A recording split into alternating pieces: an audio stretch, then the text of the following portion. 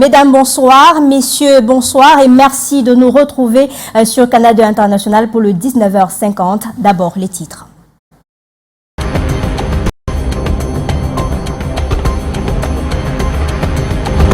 Bonsoir à la une de ce journal. Braquage mortel à Bamenda. Un tenancier de snack bar a été tué par des hommes armés qui tentaient de voler la recette du jour. Poubelle, coup de sémence du Premier ministre. Yaoundé étouffe sous les déchets 10 jours après l'ultimatum du Premier ministre. Le délai imparti par Joseph John Gouté aux édiles de Yaoundé et de ses 7 arrondissements, fixé au 25 février dernier, est largement dépassé. Quid de la situation sur le terrain? Nos équipes feront le point dans un instant. 8 mars, c'est demain. Droit, égalité, autonomisation. C'est autour de ce thème que de milliers de femmes défileront samedi 8 mars sur l'ensemble du territoire national. Vous aurez le profil de femmes exceptionnelles, une incursion dans l'univers des héroïnes invisibles du marché de poissons de Yupoué à Douala et le message de la première dame adressé aux Camerounaises. Comme invité du 19h50 à l'occasion de cette célébration, une icône du journalisme au Cameroun, Barbara Etoura.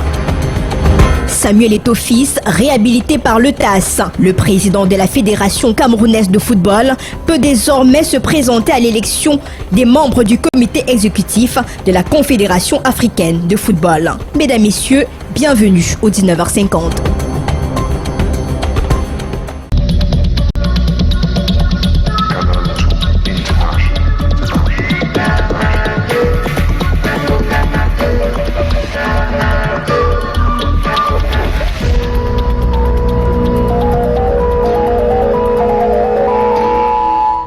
Et on ouvre justement ce journal par cette insécurité à Bamenda, dans la région du nord-ouest Cameroun. Un tenancier de snack bar a été froidement assassiné par des hommes armés encore non identifiés. Ces derniers essayaient de voler la recette du jour. Des précisions dans cet élément que signe Haroun Nazira et notre correspondant permanent dans le nord-ouest, Annie Collins. L'aspect des portes métalliques de ce snack bar traduit la violence des coups de feu tirés ce jeudi. Le quartier mobile Kwen à Bamenda a été la scène d'un énième cas d'assassinat. La victime, le propriétaire de ce snack bar. Il a reçu plusieurs balles pendant le cambriolage, certaines sur le bras et d'autres sur le ventre.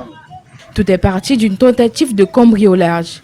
Le dénoncier de ce début de boisson n'a pas voulu coopérer en donnant sa recette journalière. Plusieurs hommes armés sont entrés dans le bar volant de l'argent, mais le propriétaire n'a pas cédé. Alors ils ont tiré des coups de feu. Transporté à l'hôpital Bingo Annexe, le nommé Étienne a succombé à ses blessures. Reparlons à présent de l'insalubrité dans la ville de Yaoundé. Le Premier ministre chef du gouvernement, Joseph John Gouté, avait donné 2 semaines aux responsables des exécutifs communaux pour assainir la ville. Le délai est passé. Les populations de la ville de Yaoundé continuent de suffoquer. Des précisions avec Joël Jom 3 et Constant Kamga.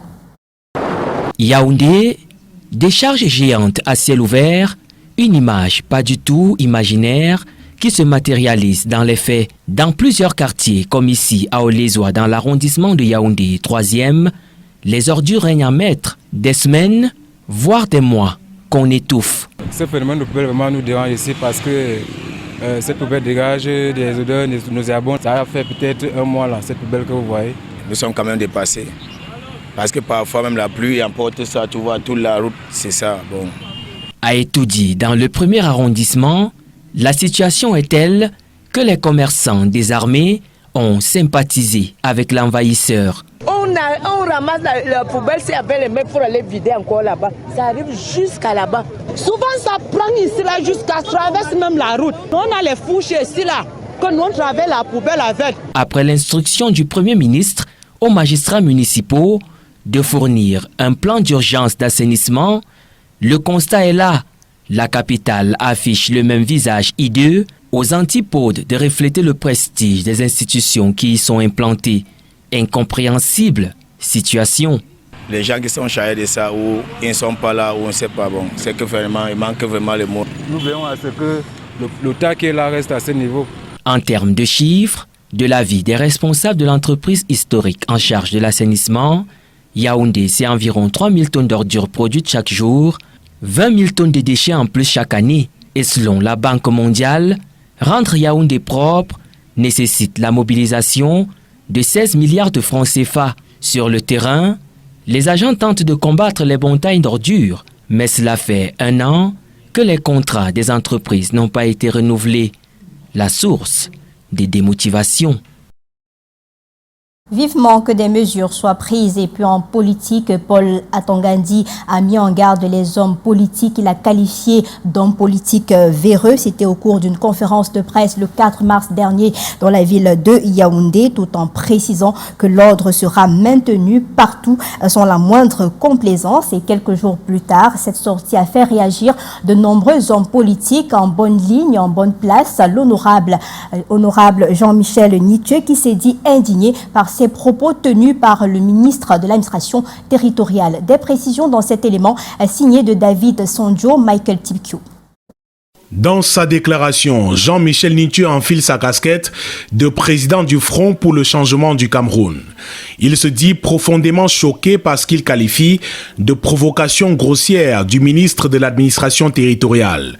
Au Parti camerounais pour la réconciliation nationale, l'objectif de cette sortie est clair, disperser l'électorat. Que ces mises en garde intempestives ne sont pas opportunes, elles sont inopportunes et traduisent, n'est-ce pas, un souci d'apeurer le peuple, donner l'impression que l'opposition est celle-là qui sera à l'origine des conflits, à l'origine du trouble. Les opposants n'ont pas d'armes. Au mouvement pour la renaissance du Cameroun, la pilule est amère. Comment comprendre, n'est-ce pas, comme c'est l'administration territoriale, qui n'a aucune autorité sur la justice camerounaise, qui n'a aucune autorité sur les CAM, qui faut-il le préciser au regard du code électoral, est totalement indépendant dans l'organisation des élections, prennent sur lui d'adresser des menaces. Paul Atangandi qualifie quelques acteurs de l'opposition de fauteurs de troubles. Les mises en cause laissent entendre que les acteurs du désordre sont ailleurs. Nous sommes restés toujours républicains, malgré les attaques, malgré la cabale, n'est-ce pas, menée contre l'honorable Cabral Libi. Notre parti est resté républicain. Récemment encore, il a été interdit de séjourner dans Adamawa. Il a adopté une posture républicaine. Donc, ce n'est pas de nous que viendront les troubles. Le MRC se dit indexé et rappelle au passage que toute son action se fonde sur le respect de la loi. Chaque fois que le MRC a voulu poser un acte, n'est-ce pas, il s'est toujours rassuré qu'il a pour arme la loi. C'est-à-dire que c'est un parti extrêmement légaliste. Tout le monde peut le vérifier. Si tous s'offusquent de la sortie du ministre de l'administration territoriale, le ton utilisé irrite davantage les partis politiques de l'opposition. Et c'est une affaire loin d'être terminée puisque nous sommes en année électorale au Cameroun. On parle de religion à présent. On prend la direction de Garoua dans la région du Nord Cameroun. Les fidèles musulmans, vous le savez, sont en plein dans le mois du jeûne de Ramadan. Et de ce côté-là, les fidèles musulmans suffoquent. Au tableau, 42 degrés à l'ombre. Il faut trouver l'astuce miracle pour gérer cette extrême chaleur. Des précisions avec Haroun Nazira et Aïssatou. Cet après-midi, les berges de la Bénoué sont bondées de monde. Les fidèles musulmans se réfugient ici pour trouver un peu d'ombre afin d'atténuer les effets de la chaleur. En fait, le mois de Ramadan, ici à Garoua, il fait très chaud. Mais grâce au pont Bénoué, on vit un peu mieux ici. Il y a le fraîcheur. Ça fait chaud, mais on est à côté de Maïo Bénoué. On est toujours à côté de l'eau, on se lave. C'est ça qui nous donne l'avantage pour le Ramadan. En ville, la circulation est interrompue. Les activités sont aux arrêts. Le poids du jeûne et de la chaleur met en mal les fidèles musulmans. La température nous dépasse. Nous avons pu modifier nos systèmes de travail. Avant, on travaillait dans la journée, mais dans ce mois de Ramadan, on ne travaille plus dans la journée. On profite plutôt de travailler dans la nuit, après la rupture. Avec le soleil, 40 et quelques degrés là, mais quand même... on peut faire verser l'eau sur nous. Pour rester comme ça sans verser de l'eau là, ça ne peut même pas y aller. Mais c'est obligé qu'on va prendre le Soumaï. Quand si c'est très fort là, on peut aller aux rivières là-bas, vers Benoué là. On nage un peu à partir de 17h, 16h là, quand on rentre seulement ici. On casse le Soumaï. Selon les prévisions météorologiques, la température va dépasser les 45 degrés Celsius dans les prochains jours. Beaucoup de courage de ce côté-là, il faut tenir jusqu'à la fin de ce mois de jeûne de Ramadan. C'est l'un des édifices les plus imposants au quartier Baladeux, c'est à Yaoundé. Le tout nouveau siège du Conseil économique et social a été inauguré hier au cours d'une cérémonie présidée par Ayon Luc, le représentant personnel du chef de l'État. On a également vu la présence du Premier ministre, chef du gouvernement et bien d'autres membres du gouvernement. Ambiance de ce jour d'inauguration avec Arnaud Gueffard et Serge Alanzibou. Ici, la grandeur se conjugue à la solennité. Une tour de 12 niveaux abritant 260 bureaux qui s'érige en témoin de la modernisation des institutions républicaines. Son hémicycle, capable d'accueillir 300 esprits en quête de progrès, promet d'être le théâtre des débats décisifs pour le développement national. Je voudrais, avant toute autre chose, saluer et remercier le chef de l'État. Sans la détermination duquel ce joyau architectural n'aurait jamais vu le jour. Autour de son inauguration, la nation s'est rassemblée aux côtés du président du Conseil économique et social, le Premier ministre, chef du gouvernement, ainsi qu'une constellation de ministres et parlementaires venus saluer une œuvre qui donne une nouvelle allure à la capitale Yaoundé. L'immeuble qui est inauguré aujourd'hui, de par sa splendeur, fait la fierté de notre capitale politique. En plus de contribuer à lui donner une allure plus avenante, offre par ailleurs un cadre de travail spacieux et magnifique aux distingués membres et personnels de cette institution. Ce n'est pas seulement un bâtiment que l'on dévoile aujourd'hui, mais une promesse d'efficacité, un haut lieu du dialogue et de la prospective, un legs surtout aux générations futures. On va rester justement à Yaoundé, mais cette fois pour s'intéresser à la fécondation in vitro, cette œuvre de la première dame du Cameroun, Chantal Biya, le centre hospitalier de recherche et d'application en chirurgie endoscopique et de reproduction humaine, vient de réaliser donc 7 nouvelles naissances. Les opérations ont eu lieu très tôt ce matin en présence de nos reporters Daniel Anissé Boudier et Serge Alain Ziebou qui nous disent que les mamans et les bébés se portent plutôt bien. Des cris de nouveau-nés ont résonné cette fois ce mercredi 5 mars au Centre hospitalier de recherche et d'application en chirurgie endoscopique et reproduction humaine de Yaoundé. 7 bébés issus de la fécondation in vitro, parmi lesquels des triplés d'une dame de 50 ans, suivie depuis 3 ans dans ce centre hospitalier pour infertilité. Elle est arrivée un tout petit peu en avance, donc elle a rompu la poche des os. Et quand elle a rompu la poche des os, heureusement, elle est arrivée très vite. En examinant, on s'est rendu compte qu'il y avait une procidence du cordon. Et là, on a opéré, c'est une urgence, on a opéré la dame et on a sorti, n'est-ce pas, 3 bébés, 2 filles, un garçon qui se portent très très bien. La maman aussi d'ailleurs. Parmi les autres naissances du jour, une paire de jumeaux venus au monde toujours par césarienne. Pour les 2 derniers cas, celui d'une femme de 40 ans en quête de postérité depuis 12 ans. Ceci porte à 513 le nombre de naissances in vitro déjà réalisées par le CRACER depuis son ouverture en 2016 par le chef de l'État et la première dame. Je suis très heureux, premièrement parce qu'ils nous ont permis de faire ce travail. Ils nous ont offert une plateforme où nous pouvons nous exprimer. Je pense qu'ils sont fiers de ce travail et je suis sûr que comme tous les Camerounais, c'est un travail qui a été fait. On n'y croyait pas au départ, mais maintenant que nous sommes arrivés à ce résultat, nous ne pouvons que dire merci au chef de l'État et à son épouse. Le CRACER veut maintenir le cap, objectif 1000 bébés d'ici 2028. Et quand on parle de bébé, on voit la femme et ça nous permet d'ouvrir le vaste dossier de la rédaction consacré à la célébration de la Journée internationale des droits de la femme. Moins de 24 heures, ce sera donc le dernier virage dans les ateliers de couture, salon de beauté. C'est chacun qui veut être au rendez-vous de cette célébration pour cette année 2025 au Cameroun. Les dernières heures nous est racontées ici. Les dernières heures ont été racontées ici par Daniel Anissé Boudier et Michel Foucault. Dans cet atelier de couture au quartier Vana Yaoundé, ça pédale à grande vitesse. Le personnel s'active pour terminer dans les délais les tenues du 8 mars 2025.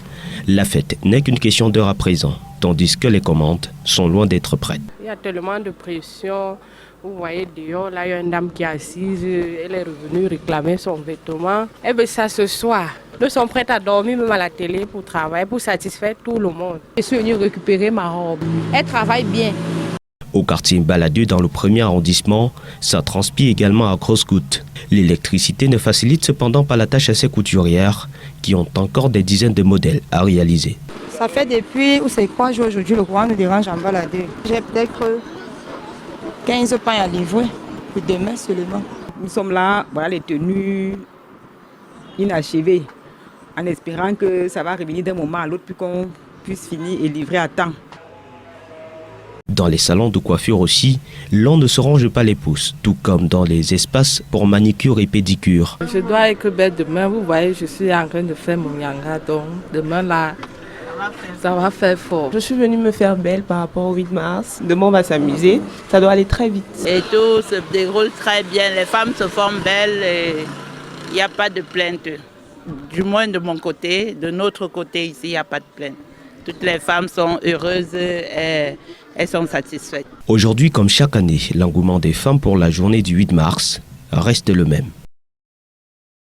Et ce 8 mars s'accompagne comme chaque année avec un thème pour cette édition 2025. Vous connaissez certainement le thème à la maison pour toutes les femmes et filles, droit, égalité et autonomisation. Les ministères, les entreprises et les organisations ont organisé des activités autour de cette thématique. Mais la principale question centrale ce soir, ce thème est-il en adéquation avec toutes les activités menées par ces entreprises, administrations et autres organisations? Élément de réponse avec Janice Kamga et Jean-Bernard Tagneux depuis Yaoundé. Dans les rues de Yaoundé, des femmes actives qui s'apprêtent à célébrer la 40e édition de la Journée internationale de la femme. Dans leur agenda, de nombreuses activités sont calées depuis quelques temps déjà. Dans mon département ministériel, nous avons prévu beaucoup d'activités, entre autres des marches sportives et surtout les activités qui concordent avec le thème sont surtout les tables rondes pour édifier les femmes sur le thème de l'année. On aura la journée gastro, on va parler des activités de la femme. Oui, en général, on va faire du sport, on va montrer de quoi les femmes sont capables. Au fil du temps, on est passé de la simple journée du 8 mars à une semaine, voire un mois d'activité intense. D'une célébration quasi inconsciente, tout est taillé sur mesure aujourd'hui pour mettre en relief le thème. Chaque année, ça concorde. Il y a les tables rondes, les débats, les gastronomies et tout genre d'activités. Ça concorde, ça part à ligne droite avec le thème de cette année. Côté communication, entreprises et institutions publiques comme privées sortent le grand jeu à coups de banderoles, flyers et autres sorties médiatiques. Mais face à la conjoncture, certaines femmes n'ont pas vraiment la tête à la fête. Les femmes font de bruit la journée. Moi, j'ai 365 jours. Moi, je ne vois pas pourquoi il y a une journée qui doit être si spéciale. En tout cas, la taille de la célébration importe peu dans les couloirs de l'adéquation thème-activité. L'essentiel, c'est que le message axé autonomisation et leadership féminin passe. Et pour que le message passe à l'occasion de la journée des droits de la femme, il faut procéder à plusieurs réflexions. Mais il n'y a pas que la réflexion, il y a aussi les réjouissances. Vous aurez certainement des femmes qui s'amuseront un peu trop avec ce fameux phénomène de soulèvement de Kaba, cette tenue traditionnelle arborée un peu partout dans les 10 régions du Cameroun. C'est une pratique également qui consiste à danser de manière provocante dans les rues et artères de la ville. Le phénomène a certes un peu diminué, mais le phénomène perdure. Des précisions avec Junior Roussin. Les excès chez la femme liés à la célébration du 8 mars se relatent aisément par cette dernière. Boire, dormir dehors, se livrer à des pratiques pas catholiques, pour certaines même aller jusqu'à manquer du respect à leurs époux.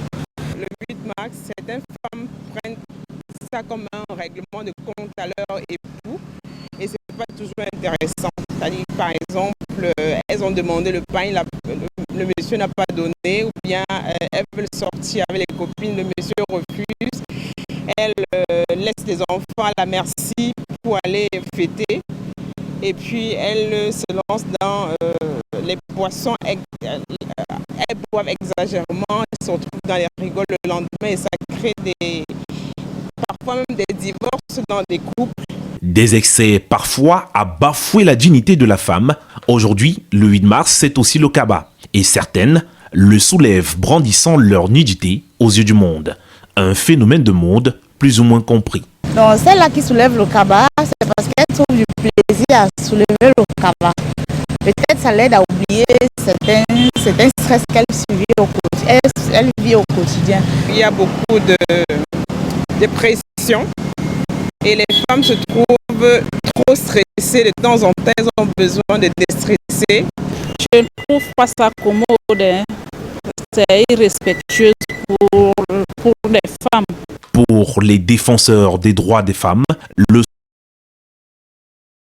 soulèvement du Kaba, le 8 mars, a des origines très lointaines. Et alors, dans une sorte de vendetta que les femmes voulaient faire, elles voulaient donc atteindre directement les hommes. Et ce que les hommes reproduisaient, c'était une sorte de dévergondage dans les bars et tout. Et c'était comme ça qu'on déterminait le machisme. C'était donc une sorte de parodie du machisme que les femmes reproduisaient, mais qui est devenu un peu même culturel à ce jour du 8 mars. La société civile estime que la femme doit lutter contre ces excès et orienter l'enthousiasme vers des questions liées au droit et au respect de la femme. On doit conscientiser, sensibiliser, expliquer aux femmes que pour une journée, vous pouvez apporter une sorte de mauvaise image à une fête qui est à l'origine intellectuelle et à l'origine progressiste, mais pas dans le sens de créer une égalité sur ce qui n'est pas beau à présenter.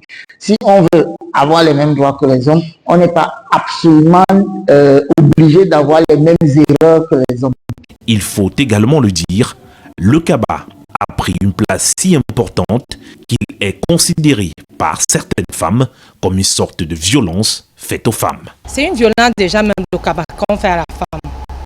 Et la femme, on lui dit c'est ta journée. On ne lui a jamais expliqué pourquoi c'est sa journée. Des images réalisées par Marius Kossou. On ne souhaite pas voir ces images-là demain au cours de la célébration de la journée consacrée aux droits des femmes. Elles sont devenues de plus en plus conscientes. Et puis à l'occasion donc de cette 40e édition de la Journée internationale des droits de la femme, la première dame du Cameroun a envoyé un message à toutes les Camerounaises. Chantal Biya réclame au nom des femmes le droit de jouir autant que les hommes de toutes les opportunités qu'offre la vie. La présidente fondatrice de Synergies africaines met l'accent sur une égalité d'accès à l'éducation, à la santé et aux postes de responsabilité de premier plan. Chantal Biya, ambassadrice de bonne volonté, appelle toutes les femmes et même les hommes à continuer à combattre avec la plus grande fermeté les violences faites aux femmes. Et la première dame va présider demain au boulevard du 20 mai la grande parade pour le savoir-faire des femmes. Et c'était également un jour exceptionnel au siège de Canal 2 International à Douala. Les dames aux commandes des antennes de Canal 2 International, mais aussi de la radio du bonheur Suite FM. Depuis le matin jusqu'à cet instant précis, les femmes journalistes animatrices prennent le contrôle du grand écran au grand bonheur des téléspectateurs. C'était fun, c'était dynamique, mais surtout plein d'enseignements. Des précisions avec Titi Freeman et Armand Pagna. Jeu de chaises musicales à la tête des programmes de Canal 2 International et de Suite FM ce 7 mars 2025. Les femmes aux commandes des antennes de la télé et de la radio ont interverti leur rôle le temps d'une journée.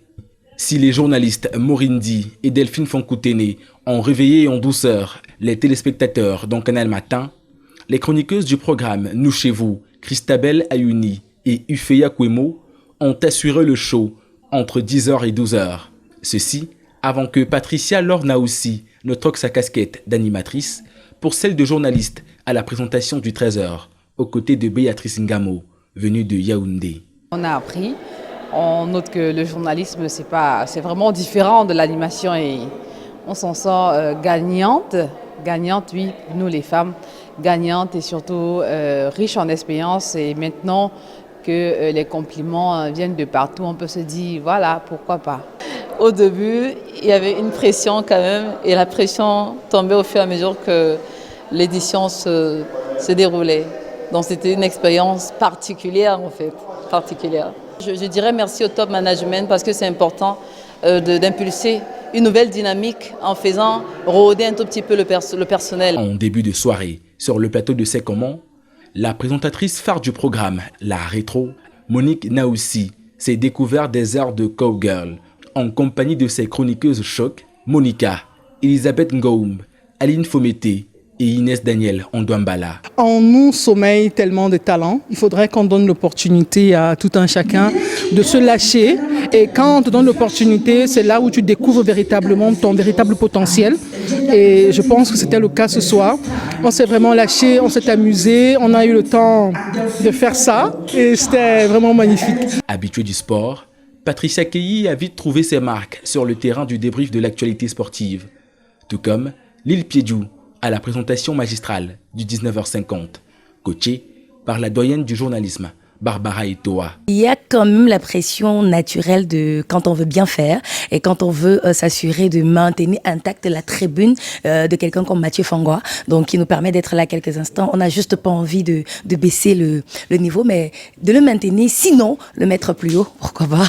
Une mutation journalière des rôles, vécue également sur les ondes de la radio du Bonheur, Suite FM, au grand plaisir des auditeurs et téléspectateurs du groupe de médias leaders.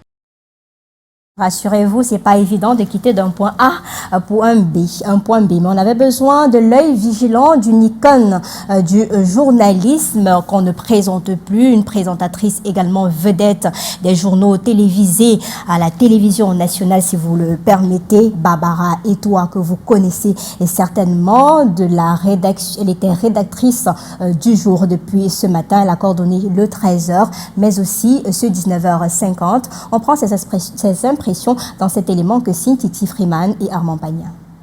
Tout débute par la conférence de rédaction pour la doyenne du journalisme, Barbara Etoa, dont la peau de la rédactrice en chef de Canal 2 International, l'ancienne directrice adjointe de la CRTV, assure avec nostalgie la coordination des éditions spéciales d'information de ce 7 mars 2025. Excellente ambiance, engagement des uns et des autres. Les gens ont creusé les sujets, les gens sont venus préparer. Et ce que j'ai apprécié, c'est que les responsables des rubriques et des reportages avaient déjà travaillé. Nous avons des sujets qui sont déjà prêts. Je remercie déjà Canal 2 de m'avoir donné cette opportunité.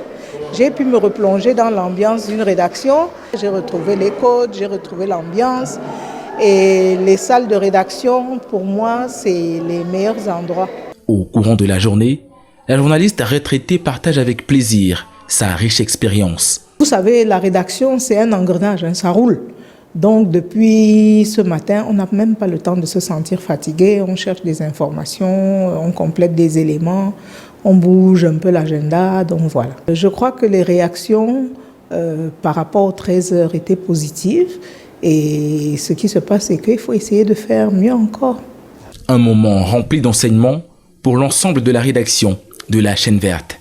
Vous voyez une dame qui écrit une note d'information, lance le chronomètre de son téléphone et calibre sa note d'information pour se rassurer qu'elle respecte les 40 secondes qu'elle s'est données. Je crois que la vieille école, comme on dit souvent, nous a donné de leçons encore aujourd'hui d'apprendre de ce journalisme-là que nous devons pratiquer dans notre pays. C'était un plaisir de recevoir aujourd'hui Barbara Etoa comme rédactrice en chef d'un jour. C'était un plaisir de lui céder notre siège et nous sommes ravis. On a tellement appris et beaucoup appris ce soir. Un privilège pour Canal 2 International que d'être honoré par cette icône du 4e pouvoir.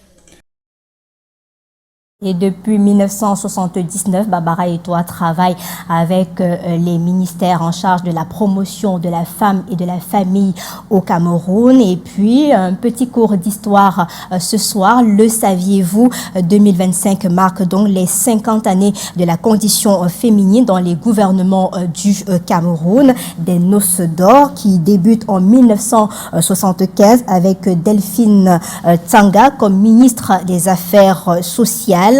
La chaîne ininterrompue depuis compte Yao Aïssatou qui arrive en 1984. Elle est suivie par Julienne Ngo-Sop en 2000, puis Catherine Bakambok en 2001.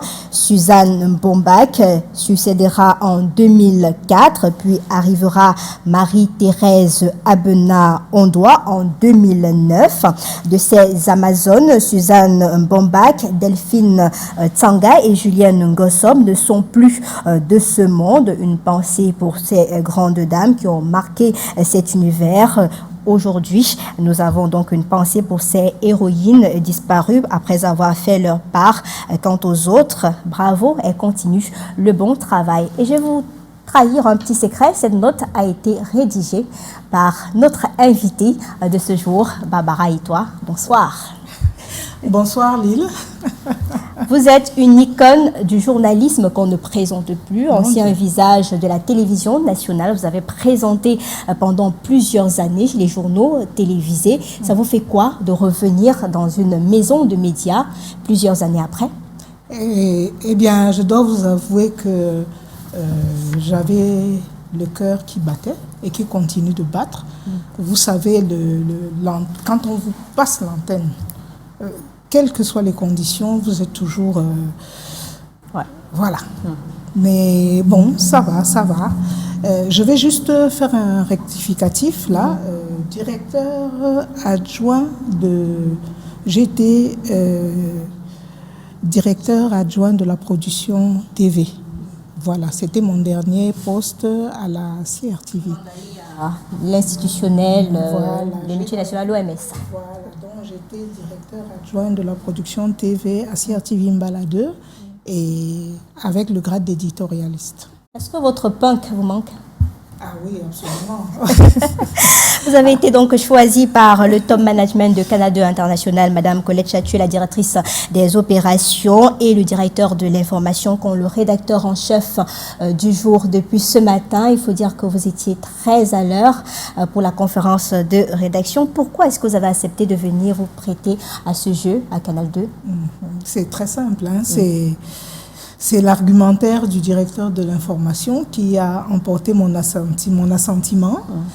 Parce que je crois au 8 mars. Vous savez, le 8 mars, c'est la condition des femmes où on y croit ou on n'y croit pas. Et il y a des femmes qui n'y croient pas et elles s'en portent très bien, n'ont pas de problème. Mais il y a d'autres qui y croient. Et enfin, il y a celles qui ont besoin qu'on s'occupe d'elles à ce niveau-là. Donc, je crois au 8 mars. Il m'a également dit que les jeunes collègues me sollicitent. Elles ont besoin d'échanger avec moi et qu'elles ont aussi à m'apprendre. Et c'est ce dernier argument qui m'a encore convaincue. Et j'ai beaucoup appris. Bilan, une très belle journée avec des équipes professionnelles, avec un bon journal de 13 heures et les autres journaux qui ont suivi, avec des petits problèmes techniques sur lesquels on n'a pas besoin de revenir. Mais les personnes qui travaillent, garçons comme filles, étaient professionnelles, l'ambiance était excellente. Il y avait beaucoup de passerelles, information, programme. Il y a une réelle prise en compte du bilinguisme dans toutes les éditions. Et puis, les dames aux manettes, elles ont assuré. Vraiment. C'est des personnes qui bossent dur. Et j'ai constaté, je ne connaissais pas la maison de production. C'est un gros investissement privé, hein, avec une maison de production aux normes, la salle de rédaction à sa place, le bloc technique autour. En tout cas, vraiment, félicitations. J'espère avoir été utile. De votre époque, Canal 2. Ça ne change pas tant que ça, parce que le centre de production de la télévision en Mbala 2, c'était un bijou. Bon, des choses se sont un peu affaiblies, mais disons que c'était un bijou et c'était un modèle pour toute l'Afrique, avec tous les niveaux, les possibilités de faire à la fois des programmes, même de faire des films. Bon. Maintenant, il y a les 40 ans de la télé qui arrivent. C'est certain que on aura peut-être l'occasion d'en parler et de voir les innovations. Mais la télé, quand elle commençait vraiment, elle était formidable. Et quand j'en partais, elle assurait quand même. Je ne vais pas cracher dans la soupe et tirer sur mon premier patron. Surtout pas. Et vous avez fait une remarque particulière aujourd'hui, ce matin, que vous avez constaté qu'il y a beaucoup de femmes qui s'intéressent aux médias. Et ça me permet de vous poser cette question. Vous suivez l'évolution des droits des femmes au Cameroun depuis 1979. Quel progrès et quels défis depuis lors ? Beaucoup de progrès, beaucoup de défis. Effectivement, il faut que je dise, Lille, que mon premier ministre de la promotion de la femme, c'était Madame Delphine Sanga. Et j'étais une jeune animatrice à la radio en 1979. Et depuis, sans interruption, j'ai eu l'honneur de travailler avec les différents ministres de la promotion de la femme. Et cela m'a permis de constater que c'est des départements ministériels, comme tous les départements ministériels, qui travaillent beaucoup, qui font des avancées, qui ont également aussi beaucoup de défis à relever, dont je vais relever par exemple que parmi les défis, il y a les disparités, les zones d'ombre entre les différentes régions du pays, entre les générations, entre les classes sociales, entre les niveaux d'éducation, avec au niveau de la santé de la femme, qui est quand même très importante. Vous savez, un responsable nous avait dit: la santé est un bien dont vous constatez l'importance quand vous l'avez perdu. Quand vous passez du temps couché, quand vous êtes paralysé, quand vous n'arrivez pas à manger, quand vous vous rendez compte que c'est important.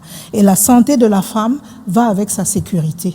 Et des épiphénomènes comme des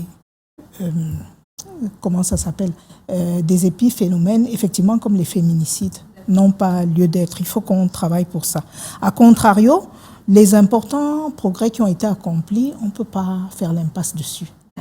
Il faut seulement voir les chiffres, combien de. C'est l'un des exercices les plus faciles.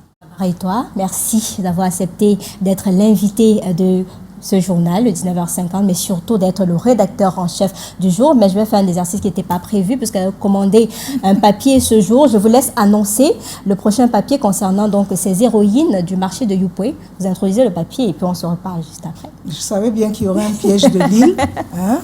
Bon, alors, les héroïnes de Youpoué, il faudrait qu'on en parle. Il y a donc ces femmes qui travaillent beaucoup au quotidien. Et Canal 2 ne s'est pas trop dérangé parce que c'est des voisines next door.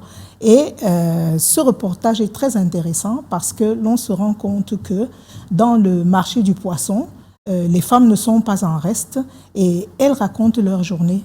Regarde. Il est 11h au marché aux poissons de Youpoué, à Douala.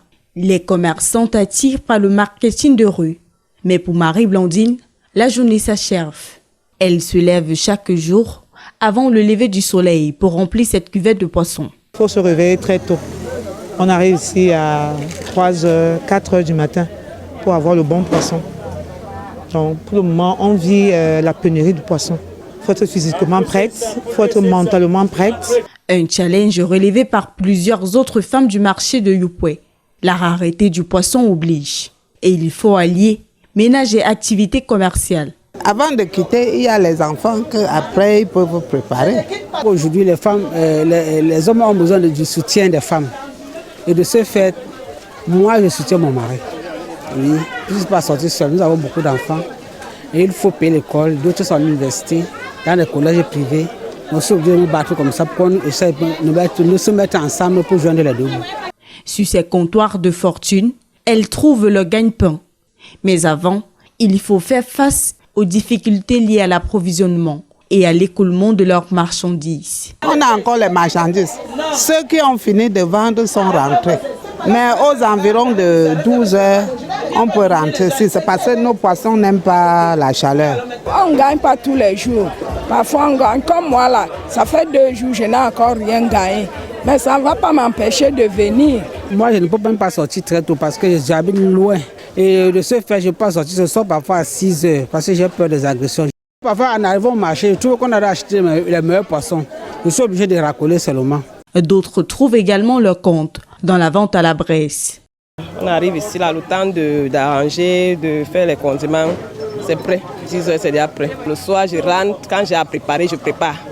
Il y a les soirs que je prépare. Mais s'il faut que je ne prépare pas, on se débrouille comme ça. On mange ce qu'on peut manger. Parce qu'il y a les soirs que tu rentres même que tu es fatigué. Un travail quotidien qui leur permet d'accéder à leur autonomisation, tel que défendu par le thème de la 40e Journée internationale des droits des femmes. À toutes ces femmes-là et puis en sport, dans l'actualité du jour, nouveau rebondissement dans l'affaire Samuel Eto'o contre la Confédération africaine de football. Le président de la FECAFOOT vient d'obtenir donc gain de cause auprès du tribunal arbitral du sport et sera donc finalement en course pour un poste au comité exécutif de la CAF. André Mirabeau-Maob.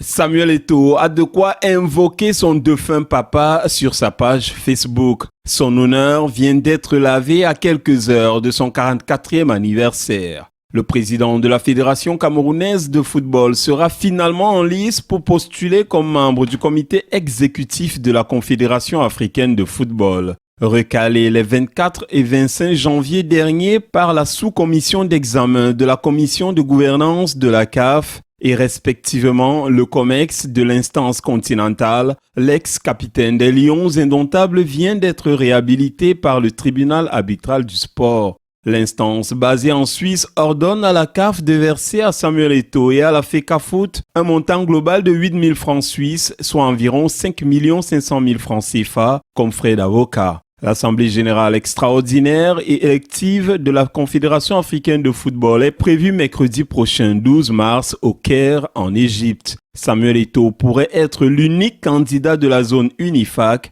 Dans ce cas, il serait élu par acclamation.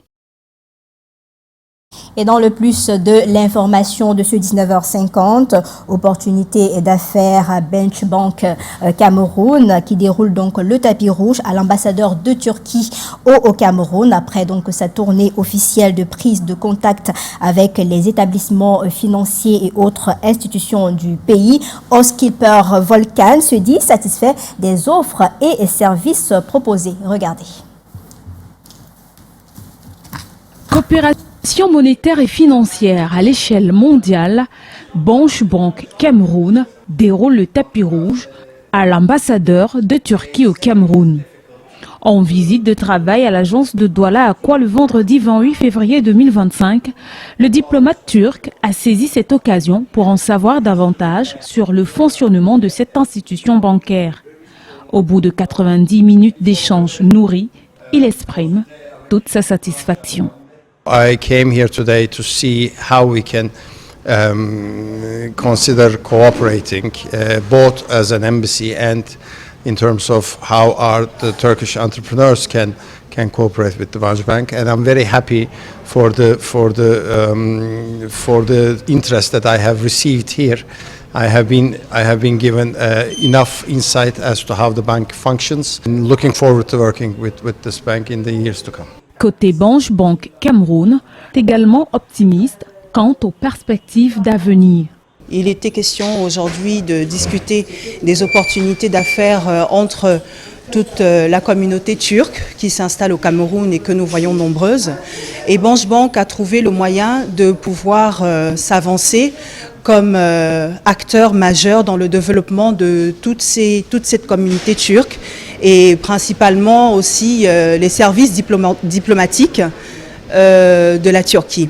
La diplomatie financière, un outil pour renforcer la coopération économique entre la Turquie et le Cameroun. Avec cette rencontre solennelle, les dés sont jetés et les bases établies. Jacob Matamba, administrateur à Bench Bank Cameroun et aujourd'hui conseiller spécial à la présidence de la République centrafricaine, se donne pour mission de faciliter cette coopération au profit des clients et potentiels investisseurs. C'est avec ces belles images que nous mettons un terme à ce 19h50. Merci à toutes les équipes techniques mobilisées sous la coordination du rédacteur en chef du jour, Barbara Etoua, à qui nous disons merci infiniment. Également sous l'œil vigilant du directeur de l'information, Rodrigue Tonguet, et le rédacteur en chef, Michael Tipkio. Quant à moi, je vais retourner dans ma casquette de présentatrice du débrief de l'actualité. Ça a été un plaisir pour moi de vous servir ce soir. Bonsoir.